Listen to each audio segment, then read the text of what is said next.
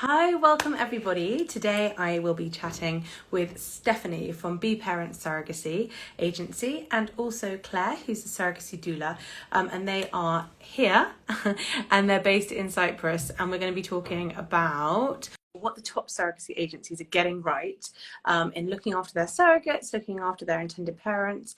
And so have your questions ready. They've just written, hello, welcome, nice to see you. Hi, Louise. It's so nice to be here. And thank you so much for continuing the conversation on best practices in surrogacy. We're excited to speak with you. Absolutely. So please could you start, I've given you a brief introduction, but by introducing both of you yourselves, your roles, and what BeParent does. Sure. I'll start with me. As mentioned, my name is Stephanie. I'm the branch manager for BeParent, who's based in Georgia. We also have branches, satellite branches for the LGBTQ community, as Georgia specifically for heterosexual married couples. I'm also a former intended parent myself. I did pursue surrogacy almost 13 years ago, so I kind of bring that experience with me and help intended parents on their journeys. And I'll pass you over to Claire now to explain her role a little bit. So I'm Sarah Doula. I'm a doula. I'm also a qualified nurse, and my specialty is supporting parents as they prepare to become parents and making sure that they feel fully supported once they are parents. So that's assisting with any questions they have about their baby, baby care, bottle feeding, chest feeding. We even have clients that we help with breastfeeding. Okay, great. Well, I look forward to asking you about that. First of all, I know that you've written a brilliant article for us, which is on our website and is linked up in the bio, or will be shortly, which is all around this topic, which is what the top surrogacy agencies are getting right this year, moving into next year, etc. So I'd like to understand, why is the demand for surrogacy increasing?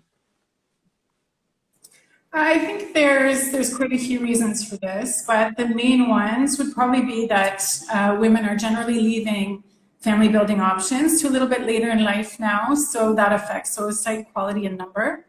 In addition to this could be environmental factors to do with pollution, the way we're eating, stress levels, this kind of thing. And lastly, and not to be overlooked, is just the new initiatives, the growing support for the LGBTQ community in regards to opportunities to build their families, and they're a huge group. So amazing. Yeah. And why do you think it's a taboo as things are changing and the world is becoming more accepting of different family building scenarios? Sorry, you just cut out a little bit. Could you repeat the question? Yeah, of course. Why do you think there is still a taboo around surrogacy with the world changing? I think it's definitely lessening. Certainly it does still exist, but much less so than when I was, let's say, pursuing surrogacy over a decade ago. I mean, certainly there's reputable ways of pursuing surrogacy and less reputable ways. This exists for absolutely everything. And because we have such access to media coverage, that's probably one reason. But also, I think, the exploitation of surrogates is a particular sensitive topic at the moment. And this is probably where the taboo is coming from, is the treatment of the surrogate and the care of the surrogate during a journey. Yeah, makes sense. And in the article that you've written for us, which is fantastic, people should go to our link in bio to check out, you talk about holistic practice. Could you explain a little bit more about what that is to those of people watching who might not know? Sure. It's mainly to bring balance to a journey and to place focus on the areas that may have been traditionally, if not overlooked, then certainly downplayed. So traditionally in a surrogacy journey, the main focus would be the medical side and the legal side. And there's really truly so many more aspects involved that really do need to be recognized and attention needs to be paid. There's psychological well-being of all parties that needs to be respected. And of course, in a primary role would be the surrogate and her care and her rights, her freedoms, and, just to ensure that her comfort level throughout is definitely being front and center concern. Makes complete And the sense. parents care a lot as well. The parents care a lot about the surrogates too. From my role coaching the parents, they're very, you know, they're really giving a lot of thought to the lady who's carrying their miracle. You know, that she means a lot to them. Isn't it? Mm-hmm. And am I right in thinking that intended parents may go on to have a relationship sometimes with the surrogate because they've been such an important role in their life? Yeah. This aspect is something that really comes in to the matching process. It's really important to take that into consideration at the very start. We have different pools of surrogate partners that help us, and they're sort of classified according to what their needs are, and we match according to intended parents' needs. So, you know, certain surrogates might be looking for a really, really involved journey, contact after birth, relationship building after birth, more of a central role later on. Other surrogates prefer, you know, more of a arm's length, comfortable relationship where there's checking in certainly along the way, but maybe not such an in-pocket type of relationship. So in order to facilitate sort of the whole spectrum, we definitely have these conversations well ahead of starting a journey. And I mean, there's many tools along the way to ensure this connection. It can be, you know, easy things like being connected on WhatsApp, having videos, certainly clear record keeping, and the passing along of information in a transparent way for both parties by individual coordinators is very important. Also being really responsive to questions from an intended parent, from the surrogate together in terms of milestones that are coming up. This is also important. In-person visits, we really love. That's the best and the optimal way is to come and pay a visit and have lunch together, these types of things. But we really can accommodate the full spectrum. It's about getting that picture clear from the beginning, really. Yeah, and actually that takes me on to the next point. You know, if anyone's looking into surrogacy or wants to be a surrogate and they're concerned or want to know how the legal process and requirements happen or are met, how do you ensure that surrogates and IP's interests and the process matches in terms of, I think you call it pooling, is that right? Yes, we definitely have the pooling. This is just to make sure that the surrogates that are being matched with intended parents are already on the same page. And then from that point, it's just a matter of intended parents and surrogates having, you know, an initial meeting to discuss various different points. Obviously, in keeping with that is the contractual obligations that go hand in hand with any surrogacy journey. And all of this really does need to be submitted ahead of time in order for things to run successfully and for matching to be successful as well. And in terms of the legal aspect, I mean, every intended parent is coming from their own legal framework in respect to their country of origin. So for this reason, we do have, you know, for instance, surrogates that have single status. This is so important for most countries in regards to surrogacy. So we definitely do take all of these things into consideration well in advance of any matching. Mm-hmm. That's really good to hear. And is that something that intended parents and surrogates are nervous about when they start? Is that something that they ask you to kind of find out more about and to help them on their journey? In terms sorry, of I just missed so the matching process, I think there's a bit of a delay. Sorry, there's a bit of a yeah, lag. there's a slight delay. It's hard for me to hear you about Yeah. In terms of managing surrogate IP relationship and the questions that they might have before they enter into this agreement, how does that work? In terms of managing the relationship, it's just really important that each party, intended parent and surrogate, that they have their own personal support system. And that takes the form of a personal coordinator. And all communication is mediated. And this is just to respect the privacy, the boundaries, expectations of both sides to make sure that everything is moving along in the way that it should be. So up until the end of the surrogacy journey, all communication visits, absolutely everything will be mediated.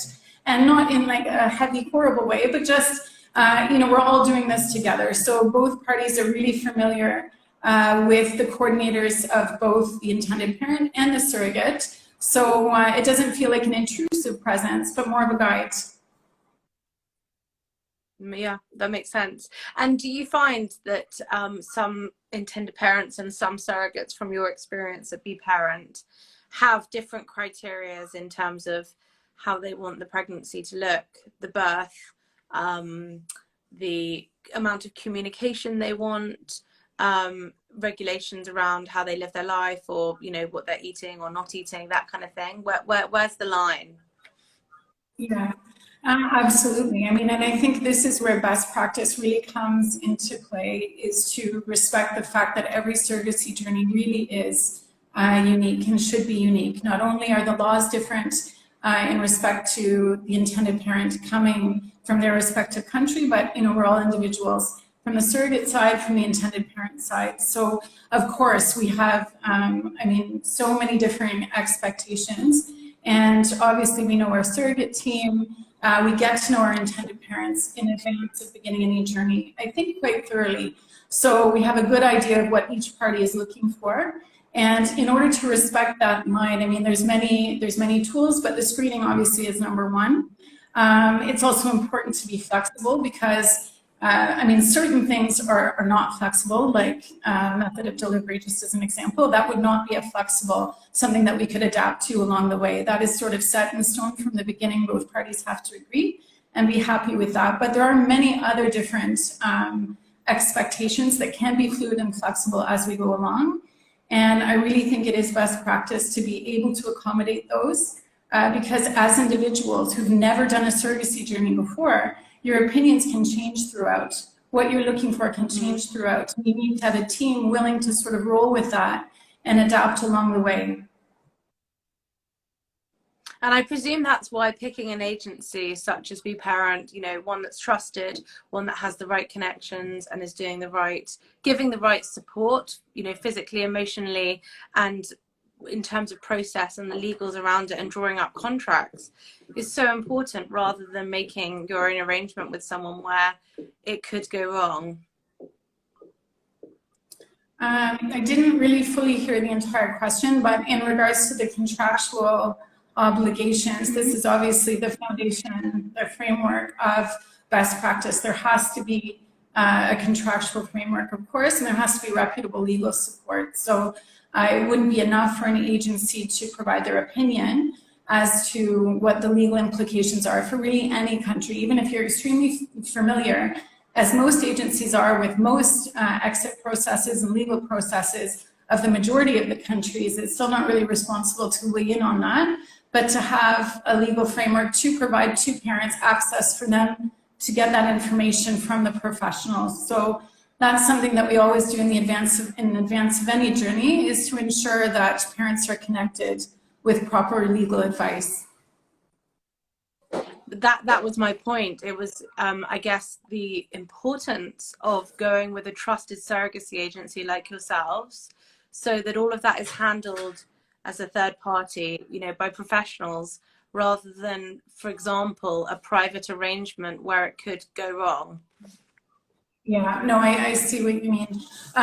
You're referring to private surrogacy arrangements, for instance. Exactly. I can speak for myself, having been in this field for so many years. There are really, really far-reaching implications. I'm learning new things every year as we go along. Legislations are changing all over the world. And in terms of just even practice standards, these are also changing. I think it's a lot to expect an intended parent to be fluid with every single aspect of a surrogacy journey. The medical and the legal could be one thing. Maybe that seems manageable, but there's so many other things. And the relationship with the surrogate, ensuring her, not only her physical health, but her happiness, her contentment, her satisfaction from the journey is really so key. And I don't feel personally that an intended parent on their own, unless they were experienced in some way, would have the tools to effectively do that. Yeah, absolutely. Completely agree. And what BeParent services are you most proud of in terms of the doula support and events that you run? In what other ways do you support intended parents and surrogates throughout this incredible journey? I mean, there's so many things that we're proud of. I think transparency is probably what I'm most proud of. We're a very, very transparent program, for good or bad. It's every intended parent and every surrogate's choice to proceed or not to proceed. We are what we are, and we're just very upfront from the beginning. Not only all the joys to expect, but potential bumps along the way and how we handle those. I think this is really essential, really key, to make sure that all parties are prepared ahead of time before beginning any journey. Another would be, we're an in-house agency. This means that we provide all services in-house, which really does make for a smoother process. And by that I mean we've got, obviously the surrogate matching, the donor bank, we've got courier service, we've got the legal support. Everything really moves fluidly because we're all in-house in that way.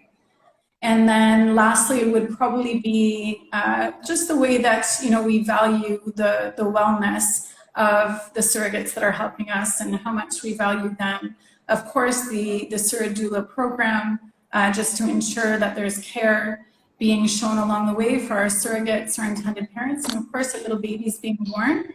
A key element is to prepare and make sure that intended parents are prepared for what's coming. And not just the tangible things, what to bring and, how to be in Georgia, where do we stay, all of these things, but the important things in terms of feeding, what to watch for in the first week, make sure baby's gaining weight, what are signs and signals that maybe, so there needs to be an appointment booked for baby to be seen, vaccination questions. I mean, there's so many things that not every single parent arriving is expecting. And they can use that hands-on support. I think that's fabulous advice. Thank you. And in terms of human rights and best practices and the way that you work with contracts, birth, delivery, you just mentioned, matching, not assigning, medication, how do you ensure that is all, that, human rights are preserved? I mean, again, I know I keep repeating myself, but really the matching stage is just so key in regards to all of this. And, preserving, I mean, there's basic human rights, and then there's also, the intrinsic human rights that every individual carries with them for their own personal being. So we take both into consideration. And this is really where the pooling comes into play. Just as an example, there could be a surrogate that, it's important for all surrogates to be mothers themselves, to have already had at least a child before beginning a surrogacy journey. So, it could be that perhaps a surrogate wanted to have her child with her for certain processes. This would be something that would be, a basic right for her. It might not be, something an intended parent was on board for, but we would check this in advance. It's just an example to show that, we really do make sure that surrogates are valued and considered. And there's the basic human rights in regards to, she must be a mother herself. She must have already undergone the delivery process for her own being. And also there's, for the legal aspect, that she has access to legal advice, that she's well prepared in her language, that she's in a safe environment that she's familiar with. So on location in Georgia, she lives there, she's familiar with the practices, that she has a very, very sound understanding from the very beginning of all the medical processes. This is so key, just to ensure that, it's just sort of not glossed over, but there's real and true understanding, not just of the legal, but what's going to be happening to her body, about the IVF as well.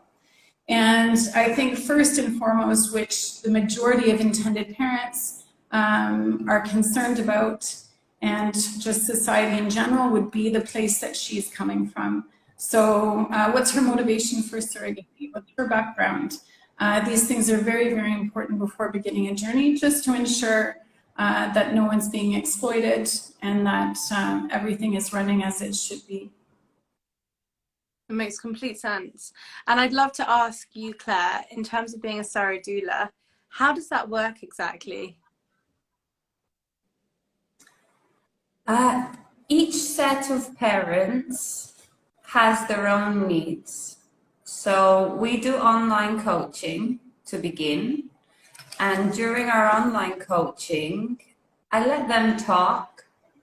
I've realized over time with working with parents, actually anyone, if you let them talk, they will tell you everything you need to know. So I let them talk, I hear what I can help with, I write down where I can assist.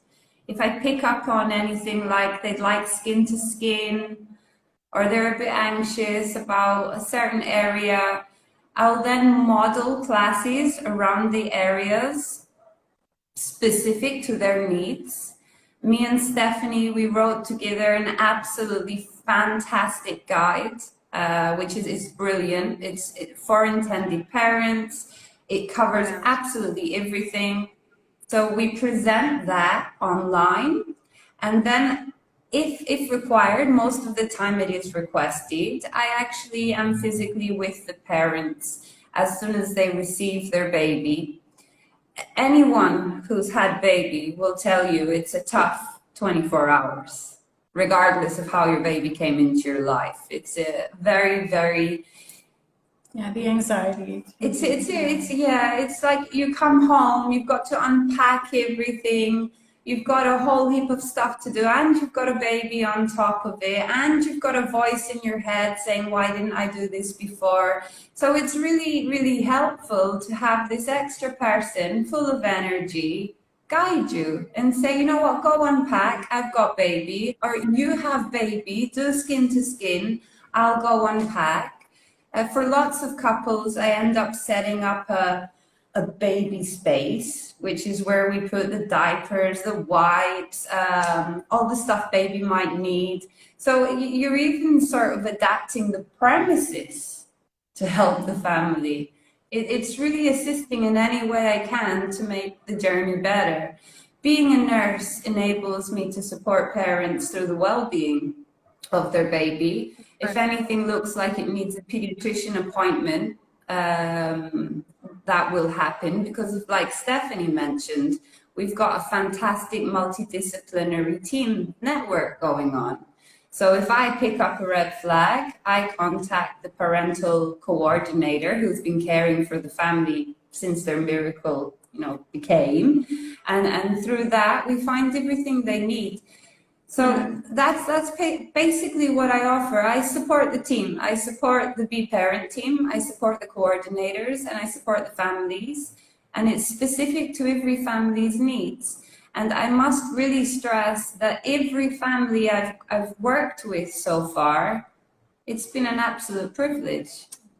They have their stories, They have their stories, and it's beautiful. You must connect with them on such an amazing level where you can't really put into words the bond that what you go through together. It's incredible, and I think of course, because it's also a journey that can span over a year. So I mean, you really do forge a connection with these parents, and then even after birth.